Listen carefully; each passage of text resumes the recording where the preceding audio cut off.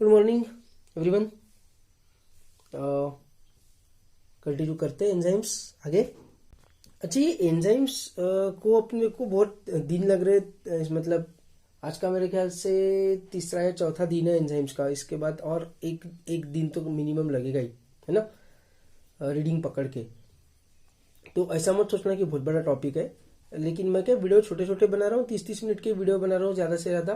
पूरे बायोमोलिक्यूल्स में मैंने वैसा ही किया, क्योंकि केमिस्ट्री है, मैथ्स है, फिजिक्स है, इन सब टॉपिक्स में, बायोमोलिक्यूल्स के टॉपिक्स में, है ना। तो उसमें तुम्हारा कितना, मतलब तुमको कितना फिजिक्स केमिस्ट्री मैथ्स आता है, क्या सिलेबस तुम्हारा हो गया है, क्या नहीं हुआ है, मेरे को आइडिया नहीं है। इसलिए मैं वो, और मैं तुम्हारे सामने भी नहीं हूँ, फिजिकल क्लासेस भी नहीं चल रही, इसलिए मैं जानबूझ के छोटे छोटे वीडियो बनाता हूँ, है ना। जो लोग रिवीजन कर रहे हैं या फिर जो पीछे है, सेल बायोलॉजी चल रहा है जिनका, सेल बायोलॉजी तो नहीं लेकिन एनिमल किंगडम वगैरह चल रहा है जिनका, स्ट्रक्चरल ऑर्गेनाइजेशन चल रहा है जिनका, जो लेट एडमिशन्स है, तो वो लोग अगर कंफर्टेबल फील करते तो उनके लिए तो क्या रोज वीडियो थोड़ी आ रही है, उनके लिए तो सब वीडियो पहले से रेडी है, उनको तो बस देखने हैं वीडियोस। तो वो अगर कंफर्टेबल फील करते तो मोर देन वन वीडियो भी एक साथ देख सकते हैं। एक साथ 3 वीडियोस देख लिए, 20-20 मिनट के वीडियो बना रहा हूँ मैं तो 1 घंटे का वीडियो हो जाता है ना। दूसरा रीजन ये है कि टॉपिक छोटा सा ही है एंजाइम्स, लेकिन अपन पहले एक दिन तो पूरा प्रोबेबिलिटी पे ही खर्च किए, फिर एक दिन अपन ने लॉ ऑफ थर्मोडायनेमिक्स पे ही खर्च किया। एनसीईआरटी में डिस्क्रिप्शन में लिखते वक्त ऐसा कुछ नहीं किया, एनसीईआरटी ने 3 पेज में एंजाइम्स खत्म कर दिया है, 3-4 पेज में। तो बहुत बड़ा टॉपिक नहीं है, छोटे। और अभी मेन जो प्रोबेबिलिटी और थर्मोडायनेमिक्स मुझे तुमको एक्सप्लेन करना था वो हो चुका है, और ज्यादा कुछ लोगों ने डाउट नहीं पूछे, तो मुझको ऐसा मैं एक्सपेक्ट कर रहा हूँ कि तुमको समझ गया है। ठीक है, तो अगर समझ गया है तो आज का जो दिन है अभी जो है, मतलब वो कोई ऐसी कोई बहुत बड़ी बात नहीं है, अभी तो जम ही जाएगा अच्छे से।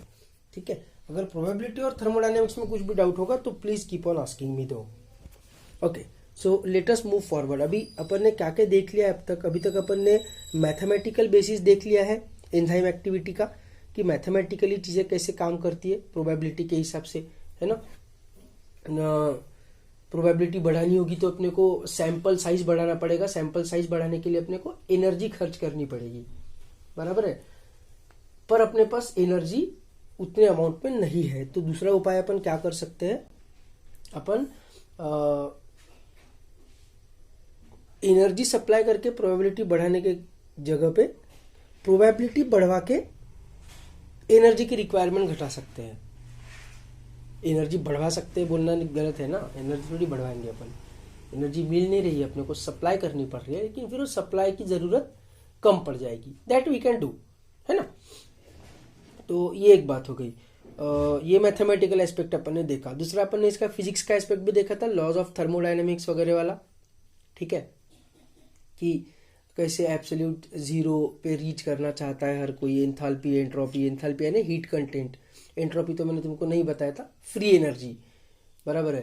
तो क्यों अपने को बेसिकली एनर्जी देनी पड़ती है, रिक्वायरमेंट क्यों है एनर्जी की?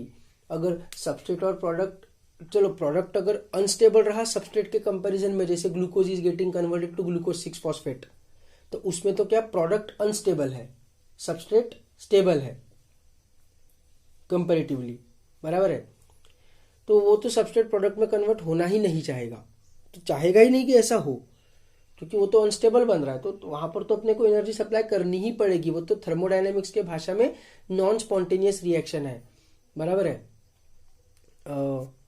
फ्री एनर्जी उसमें बढ़ रही है, तो वो तो टोटली एक्सेप्टेबल है, उसमें तो एनर्जी सप्लाई करने की रिक्वायरमेंट क्यों है ये क्वेश्चन मन में आएगा भी नहीं। लेकिन ऐसी रिएक्शन जिसमें प्रोडक्ट की स्टेबिलिटी ज्यादा है या सेम है सबस्ट्रेट के जितनी ही, वो रिएक्शंस को भी एनर्जी क्यों सप्लाई करनी पड़ती है? मतलब भले ही वो रिएक्शन का नाम स्पॉन्टेनियस रिएक्शन है, लेकिन वो ऐसे अपने आप क्यों नहीं हो जाती? जैसे ग्लूकोज कन्वर्ट हो गया गैलेक्टोज में, या गैलेक्टोज कन्वर्ट हो गया ग्लूकोज में, दोनों भी तो स्टेबल है, ऐसा क्यों नहीं हो जाता अपने आप? बिकॉज ट्रांजिशन स्टेट रीच करनी पड़ेगी, है ना।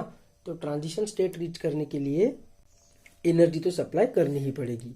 तो ये सब अपन ने फिजिक्स वाला एस्पेक्ट भी देखा है, अपन ने मैथ्स भी देखा है, अपन ने फिजिक्स भी देखा है, कल अपन ने केमिस्ट्री भी देखा था कि केमिस्ट्री के पॉइंट ऑफ व्यू से क्या होता है, केमिस्ट्री के पॉइंट ऑफ व्यू से क्या होता है ये भी अपन ने देखा था, है ना। तो मैंने तुमको बताया था कि कुछ मेटल आयंस एंजाइम के साथ एसोसिएटेड रहते हैं और एंजाइम की जो एक्टिव साइट है वो बराबर इस प्रकार से रहती है कि वो जो भी उसका सबस्ट्रेट है वो बराबर उसके एक्टिव साइट में ही फिट हो, इस प्रकार की एंजाइम की एक्टिव साइट रहती है। और वो मेटल आयन जो रहते हैं वो उसके साथ इंटरेक्ट भी करते हैं कोऑर्डिनेट बॉन्ड बनवाकर, तो इसलिए वो बराबर वहीं पे बैठता है। उसके लिए दो मॉडल्स भी देखे थे अपन ने, एक लॉक एंड की मॉडल कि वो बराबर वहीं पर आकर फिट होता है, उसकी एक्टिव साइट वैसी ही रहती है, ये एक मॉडल देखा था। और दूसरा देखा था इंड्यूस्ड फिट मॉडल कि वो एक्टिव साइट उसका अलग रहता है थोड़ा सा पहले, लेकिन फिर बाद में वो जब सबस्ट्रेट आता है तो वो उसमें चेंजेस करता है, कन्फर्मेशनल चेंजेस, ये टर्म मैंने कल तुमको बताया था, और फिर उसमें फिट होता है। ये भी एक मॉडल था। ऐसे दो मॉडल्स प्रपोज किए गए हैं, है ना। ये चीज़ अपन ने देखी थी। तो केमिस्ट्री के पॉइंट ऑफ व्यू से भी अपन ने देखा था कि कैसे होता है एक्सर्गोनिक रिएक्शन, एंडर्गोनिक रिएक्शन, ये भी मैंने तुमको बताया था ग्लूकोज टू ग्लूकोज 6 फॉस्फेट वाला ही एग्जाम्पल लेकर कि enzymes couple an exergonic and an endergonic reaction together and use the energy released to be used for the next reaction, है ना। ये भी बताया था, ठीक है। तो अभी हम बढ़ते हैं आगे। कल मैंने एलोस्टेरिक साइट के बारे में भी बताया था। एलोस्टेरिक साइट में क्या होता है, फीडबैक इनिबिशन होता है ना। तो फीडबैक इनिबिशन के कारण और भी दो चीजें हैं, एक इनिबिशन नाम की कंसेप्ट भी, एंजाइम इनिबिशन, वो भी आज मैं तुमको बताऊंगा। तो लेट अस मूव फॉरवर्ड। अब सबसे पहली चीज जो आज अपन देखेंगे वो रहेगी, एक तो स्टेप्स ऑफ रिएक्शन तो है ही, लेकिन ये मुझे कुछ ऐसा एच पढ़ाना नहीं है तुमको, ये एंजाइम के डेफिनेशन में ही कवर हो जाता है स्टेप्स ऑफ रिएक्शन, इसमें मुझको उतना इंटरेस्ट नहीं है, लेकिन एनसीईआरटी में दिया इसलिए बता देता हूँ, ठीक है। मेन मेरा आज का टॉपिक पढ़ाने का कुछ अलग है। देखो स्टेप्स ऑफ रिएक्शन कैसी होती है, एंजाइम प्लस सबस्ट्रेट, ठीक है, गिव्स अस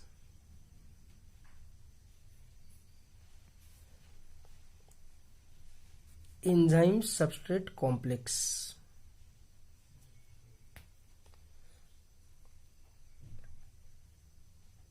ठीक है, gives us enzyme substrate complex, मतलब एंजाइम और सबस्ट्रेट एक दूसरे को अटैच हो गए with the help of coordinate bond, जैसे ग्लूकोज अटैच होता है हेक्सोकाइनेज के एक्टिव साइट में, वैसा कोऑर्डिनेट बॉन्ड, ठीक। फिर ये कन्वर्ट होता है एंजाइम प्रोडक्ट कॉम्प्लेक्स में, मतलब सबस्ट्रेट को एंजाइम कन्वर्ट कर देता है प्रोडक्ट में, बराबर। और फिर एंजाइम और प्रोडक्ट अलग अलग हो जाते हैं, और फिर एंजाइम और प्रोडक्ट अलग अलग हो जाते हैं, ठीक है। ये बात समझ में आ रही है, एकदम इसी सिंपल, कोई मुश्किल नहीं है इसमें, यही तो प्रोसेस है। देखो एंजाइम पहले भी ऐसा था, एंजाइम अभी भी ऐसा है, एज इट इज। एंजाइम को कुछ चेंज हुआ क्या? नहीं हुआ, एंजाइम को कुछ चेंज नहीं हुआ, एंजाइम जैसा था वैसा ही है। अपन ने कैटालिसिस का एग्जाम्पल ये दिया था ना कि कैटलिस्ट मतलब ऐसी चीज जो रिएक्शन में पार्टिसिपेट नहीं करता है, मतलब खुद प्रोडक्ट में कन्वर्ट नहीं होता है, खुद जैसा है वैसा ही रहता है, लेकिन रेट ऑफ रिएक्शन बढ़ाता है ना। उसको अपन ने एंजाइम बोला था, तो बस एंजाइम वही तो कर रहा है, देख लो अपनी आंखों से, क्या मुश्किल है इसमें। That is what is happening here, है ना, ठीक है। तो ये जो स्टेप्स ऑफ रिएक्शन है तो क्या उसमें ही कवर हो जाते हैं, मतलब डेफिनेशन में ही कवर हो जाते हैं, बस इस तरीके से एनसीईआरटी में दिया हुआ है, इसलिए मेरे को बताना जरूरी था। बाकी इसमें इतना कुछ इंटरेस्ट नहीं है मेरे को पढ़ाने में। मेन आज का जो अपना केमिस्ट्री वाला टॉपिक है वो भी अपन शुरू करते हैं। तो पहला जो एस्पेक्ट अपने को पढ़ना है वो है एंजाइम इनिबिशन। एंजाइम इनिबिशन मतलब एंजाइम्स को कैसे इनिबिट करने का, उनको एक्टिविटी करने से कैसे रोकने का। तो जो नेचुरल जो प्रोसेस होती है फीडबैक इनिबिशन, वो अलग चीज है, वो अलग चीज है, ध्यान से मेरी बात सुनेंगे। जो मैंने कल तुमको बताया था वो नहीं पढ़ना है, तो मैंने कल ही बता दिया था कि ग्लूकोज 6 फॉस्फेट कैसा हेक्सोकाइनेज को इनहिबिट करके मोर ग्लूकोज 6 फॉस्फेट बनाने से रोकता है, और ज्यादा ग्लूकोज 6 फॉस्फेट बनाने से रोकता है ग्लूकोज 6 फॉस्फेट खुद ही, है ना, वो अलग चीज है, ठीक है, वो तो नेचुरल है। मैं I am talking about poisons. These enzyme inhibitors which I am going to teach you today are basically poisons. ध्यान से मेरी बात सुनेंगे। एनिमल किंगडम के वक्त भी बताया था 3 प्रकार की चीजें रहती है, एक रहता है पॉइजन, एक रहता है टॉक्सिन, एक रहता है वेनम, है ना। तो वेनम मतलब अगर कोई भी पॉइजन अगर दांतों के थ्रू इंजेक्ट किया जाता है डायरेक्टली ब्लड में, तो उसको हम बोलते हैं वेनम। इसलिए सांप कभी पॉइजनस नहीं होते, सांप क्या होते हैं, सांप वेनमस होते हैं, ठीक है। टॉक्सिन क्या रहता है, टॉक्सिन मतलब एवरीथिंग इज टॉक्सिक, एवरीथिंग, बस उसका अमाउंट रिक्वायर्ड अमाउंट से ज्यादा हो गया बॉडी में तो everything is toxic, even water. यही एग्जांपल मैंने एनिमल किंगडम के वक्त भी शायद दिया था, आई रिमेंबर सो, कि एक कुछ तो भी एक्स अमाउंट ऑफ वाटर है, 16 लीटर या 10 लीटर जो भी है, I don't remember the data, लेकिन उससे ज्यादा वाटर अगर एक दिन में अपन ने पी लिया तो वी कैन डाई। हॉस्पिटल में एडमिट होना, सीरियस होना वगैरह नहीं, सीधा मर ही जाता है इंसान अगर पानी ज्यादा हो गया तो। उसका रीजन क्या है अपने को transport in plants and excretory system में समझेगा।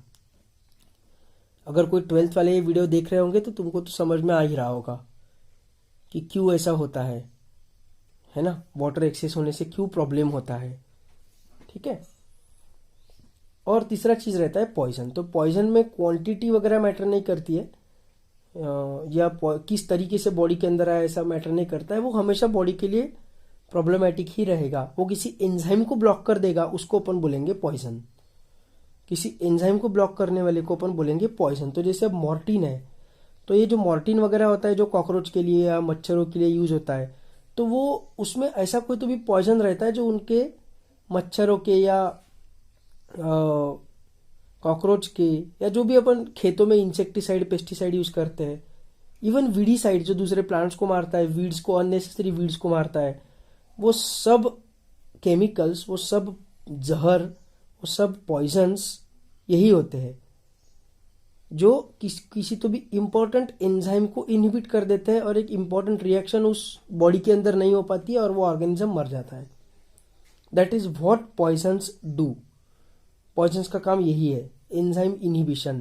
तुमने सुना होगा बॉलीवुड हॉलीवुड मूवीज के थ्रू पोटेशियम साइनाइड नाम के पॉइजन के बारे में, है ना। तो ये पोटेशियम साइनाइड वाला पॉइजन भी वही करता है। रेस्पिरेशन में एक कॉम्प्लेक्स 4 नाम का एंजाइम है, ठीक है, साइटोक्रोम ऑक्सीडेज भी बोलते हैं उसको। क्या है क्या करता है क्या नहीं करता है वो सब अपन रेस्पिरेशन में देखेंगे, अभी टेंशन मत लो। उसको ब्लॉक कर देता है। उसको ब्लॉक करने के कारण इंपॉर्टेंट रिएक्शन अपने बॉडी की एक रुक जाती है। कौन सी रिएक्शन तुमको समझेगा इसके बाद, अगला चैप्टर अपन रेस्पिरेशन ही पढ़ने वाले हैं। And then the person obviously dies, ठीक है, समझ में आ रहा है ये मुद्दा। तो इनिबिटर्स के बारे में पहला जो इनिबिशन है, जो कॉम्पिटिटिव इनिबिशन, वो मैंने लिख के रखा है, वो भी अपन देखते हैं और मैं तुमको एक्सप्लेन करता हूं कि ये क्या चक्कर है। देखो, अच्छा, एनसीईआरटी ने ऐसा कुछ केमिकल एस्पेक्ट्स वगैरह ऐसा कुछ टॉपिक अलग से बताया नहीं, मैंने खुद ने अपने हिसाब से लिखा हुआ है, क्योंकि अभी अपन केमिस्ट्री का एक टॉपिक ऑर्गेनाइज्ड वे में पढ़ेंगे। इसलिए पहला है कॉम्पिटिटिव इनिबिशन। वो जो इनिबिटर रहेगा वो कॉम्पिटिटिव इनिबिटर रहेगा। कॉम्पिटिटिव इनिबिटर मतलब वो जो कॉम्पिटिटिव इनिबिटर है वो मिमिक करता है। मिमिक करना है यानी कॉपी करना। किस चीज को कॉपी करना? The shape and size of the substrate. Substrate क्या है वो तो अब तक अपने को समझ में आ ही गया है। तो वो जो सबस्ट्रेट का शेप एंड साइज है उसको वो मिमिक करता है, वो पॉइजन, वो inhibitor. Hence it can get attached to the active site, है ना, in the active site. Active site में फिट हो पाएगा वो इनहिबिटर, वो पॉइजन, है ना। अब क्या होगा, ध्यान से सुनो। सो इफ अ कॉम्पिटिटिव, इसको कॉम्पिटिटिव इनहिबिटर क्यों बोलते हैं मैं तुमको बता रहा हूं।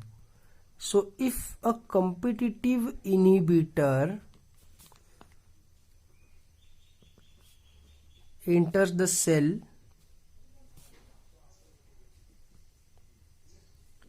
it may bind to the active site, और वो अगर एक्टिव साइट पे अटैच हो गया तो एक्टिव साइट तो ब्लॉक हो गई ना, मतलब अब एक्टिव साइट खाली है क्या, एम्प्टी है क्या, नहीं है ना बराबर है ना। तो क्या होगा, अगर वैसा हो गया तो actual substrate will not be able to bind the active site,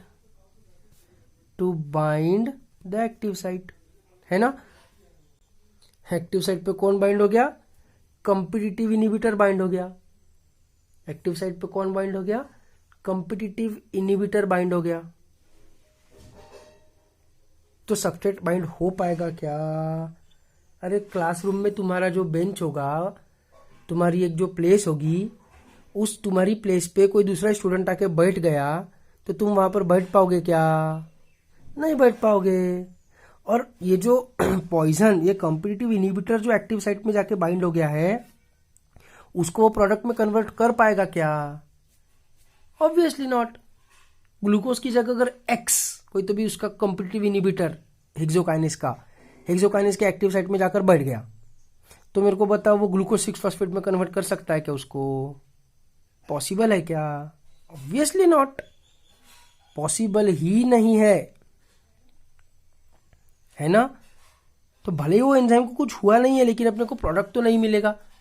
cell में सबस्ट्रेट भी है सेल में एंजाइम भी है, लेकिन फिर भी अपने को प्रोडक्ट नहीं मिल रहा है, तो इनहिबिशन हो गया कि नहीं, है ना। और इस चीज से अपने को बचना होगा, तो बचने का उपाय क्या है, ये जो कॉम्पिटिटिव इनहिबिटर है ये एक्टिव साइट में बाइंड होगा कि नहीं होगा, इसका डिसीजन कैसे होगा।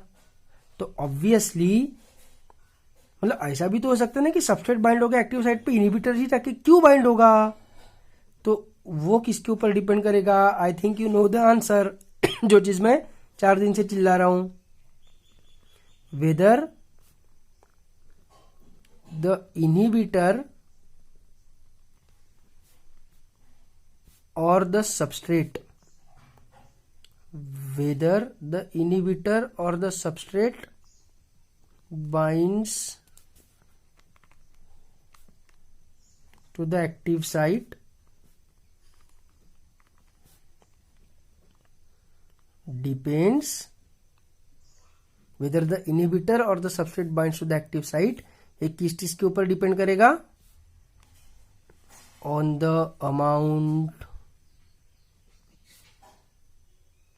अगर सबस्ट्रेट का अमाउंट ज्यादा रहेगा तो सबस्ट्रेट जाके बाइंड करेगा, अगर इनहिबिटर का अमाउंट ज्यादा होगा तो इनहिबिटर जाके बाइंड करेगा। क्यों, उनको समझता है क्या कि मैं इनहिबिटर हूं, मैंने जाकर बाइंड करना चाहिए, या मैं सबस्ट्रेट हूं, मैंने जाकर बाइंड करना चाहिए, नहीं। जिसका अमाउंट ज्यादा रहेगा, 4 दिन से चिल्ला रहा हूं मैं, उसकी एक्टिव साइट पे अटैच होने की प्रोबेबिलिटी ज्यादा रहेगी, उसकी प्रोबेबिलिटी ज्यादा रहेगी, तो प्रोबेबिलिटी बढ़ेगी। तो अगर जैसे फॉर एग्जांपल सक्सिनेट डिहाइड्रोजनेज नाम का एक एंजाइम रहता है, उसका सबस्ट्रेट है सक्सिनिक एसिड, लिखो मत, एनसीईआरटी में दिया हुआ है, लिखो मत, कहानी सुनो बस। सक्सिनेट डिहाइड्रोजनेज नाम का एक एंजाइम है, बहुत इंपॉर्टेंट एंजाइम है, माइटोकॉन्ड्रिया में पाया जाता है, रेस्पिरेशन चैप्टर में पढ़ाऊंगा। उसका सबस्ट्रेट ऑब्वियसली नाम से ही समझ में आ रहा है, सक्सिनेट डिहाइड्रोजनेज, तो वो सक्सिनिक एसिड का डिहाइड्रोजनेशन करेगा, मतलब उसका सबस्ट्रेट है सक्सिनेट। सक्सिनिक एसिड, है ना, ऑब्वियस है, बहुत इजी है। तो ये जो सक्सिनिक एसिड है, ये सक्सिनिक एसिड या सक्सिनेट डिहाइड्रोजनेज जो एंजाइम है, इस एंजाइम का कॉम्पिटिटिव इनिबिटर है malonic acid, also called as malonate. अब अगर तुम डॉक्टर हो और लेटस अज्यूम, मेरे को पता नहीं मेलोनेट ऐसा मिलता है क्या कहीं पर, लेकिन कहीं से उसने मेलोनेट किसी आदमी ने जमा लिया जुगाड़ लगाकर, और उसने बहुत सारा मेलोनेट पी लिया सुसाइड करने के लिए, और उसके रिलेटिव्स हॉस्पिटल में उसको भर्ती करवाने के लिए लेकर आए कि इसकी जान बचाओ। अब तुम क्या करोगे? तुमको पता है सपोज कि उसने मेलोनेट पी लिया है, अब तुम क्या कर सकते हो? What you can do is, तुम मेलोनेट को तो कुछ डिफ्यूज कर नहीं सकते हो, बॉम्ब को जैसे डिफ्यूज करते वैसे, वो तो उसके बॉडी में जो मेलोनेट चलेगा उसके लिए तो तुम कुछ नहीं कर सकते हो, but you can provide him with more succinate. उसको सक्सिनेट पिला देना बहुत सारा, इतना सारा कि उसके बॉडी में जो मेलोनेट था उसके ज्यादा अमाउंट उसके सक्सिनेट का हो जाना चाहिए उसके बॉडी में। जैसे ही सक्सिनेट का अमाउंट बढ़ेगा, जैसे ही सक्सिनेट का अमाउंट बढ़ेगा, वैसे ही क्या होगा, सक्सिनेट की एक्टिव साइट पे जाकर अटैच होने की प्रोबेबिलिटी बढ़ जाएगी, क्योंकि everything works in probability, not only in biology but also in physics and chemistry. Obviously अभी जो अपन पढ़ रहे हो तो केमिस्ट्री पढ़ रहे हैं, कौन सा बायोलॉजी पढ़ रहे हैं अपन? केमिस्ट्री। तो बायोलॉजी मतलब बेसिकली केमिस्ट्री है, बस वो इतना एडवांस्ड केमिस्ट्री है, इतना एडवांस्ड केमिस्ट्री है, इतना कॉम्प्लेक्स केमिस्ट्री है कि केमिस्ट्री फिजिक्स वालों को वो मैजिक समान लगता है। अपने को ही तो मैजिक लगता है बायोलॉजी, मतलब है ही वो मैजिक, नो डाउट, लेकिन है तो वो रियलिटी में तो है वो केमिस्ट्री। अपन केमिस्ट्री तो पढ़ रहे हैं। केमिस्ट्री में, फिजिक्स में बेसिकली अपने पूरे इस वर्ल्ड में जो भी अपने को जो यूनिवर्स दिख रहा है, इस पूरे यूनिवर्स में जो भी होता है, जो भी इवेंट्स होते हैं, सब प्रोबेबिलिटी के ही दम पे होते हैं। जो है वो प्रोबेबिलिटी ही है, सबसे इंपॉर्टेंट चीज प्रोबेबिलिटी ही है। प्रोबेबिलिटी के दम पे ही सब कुछ होता है यूनिवर्स में। तो सक्सिनेट का अमाउंट बढ़ेगा तो एक्टिव साइट में सक्सिनेट जाने की प्रोबेबिलिटी बढ़ेगी, रिएक्शन सही से हो जाएगी और उसकी जान बच जाएगी।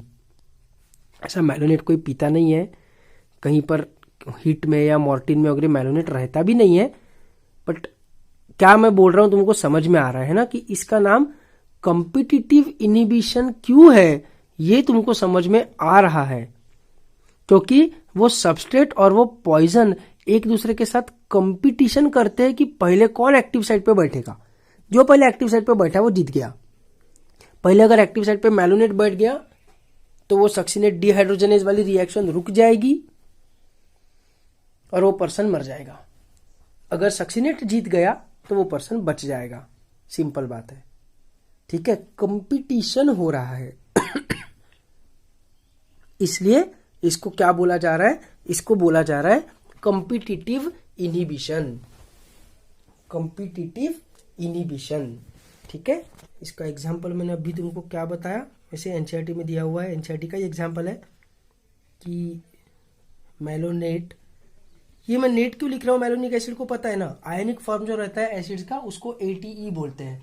Pyruvic acid pyruvate, malic acid malate, malonic acid malonate, fumaric acid fumarate, ठीक है। Acetic acid acetate, oxalic acid oxalate. उसका आयनिक फॉर्म मतलब COOH के फॉर्म में एग्जिस्ट न करते हुए COO माइनस के फॉर्म में एग्जिस्ट करना। ग्लूटामिक एसिड नाम का जो अमीनो एसिड है वो भी जब उसका R ग्रुप में COOH की जगह COO माइनस रहता है तो अपन उसको ग्लूटामिक एसिड नहीं बोलते, फिर अपन उसको ग्लूटामेट बोलते हैं। एस्पार्टिक एसिड नहीं बोलते हैं, एस्पार्टेट बोलते हैं, है ना, ऐसा। एनीवेज, तो मेलोनेट क्या है? मेलोनेट है